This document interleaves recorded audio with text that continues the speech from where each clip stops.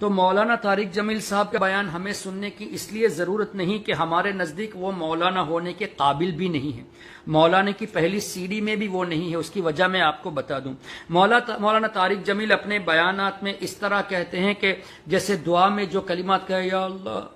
ہم تیرے آگے بھیک مانگتے ہیں، تیرے قدم پکڑتے ہیں، تیرے پیر پکڑتے ہیں یا اللہ، تو جو یہ مجھے یوں لگتا ہے جیسے اللہ زمین پر اتر آیا ہو اور ایک ایک کے کندھے پر کیا کر رہے ہو، کیا کر رہے ہو۔ جو شخص اللہ کے لیے پیر کو ثابت کرے، اللہ کا جسم ثابت کرے، وہ عالم ہی نہیں ہے بلکہ طالب علم بھی نہیں ہے۔ اور حضرت ابراہیم علیہ السلام کی بات آئی تو 80-90 سال کا بوڑھا ایک چھری کو ہلا نہ پکڑ نہ سکے، مرغی ذبح نہ کر سکے، وہ گیا بکرا ذبح کرنے کو گئے، جب مرغی کو ذبح کرتے بھی ہاتھ کانپیں۔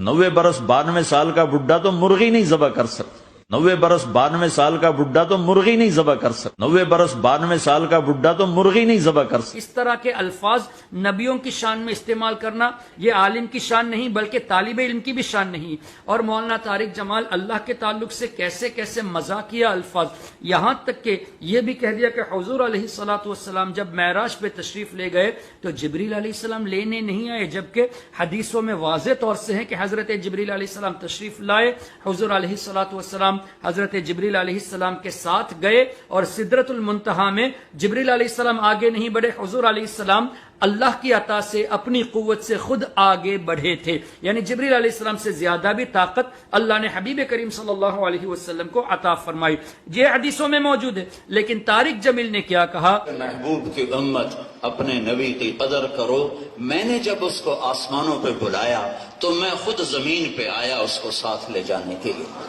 کہ حضور علیہ السلام کو لینے جبریل علیہ السلام نہیں آئے بلکہ اللہ خود زمین پہ تشریف لایا اور اللہ اپنے ساتھ لے گیا۔ جب اللہ کا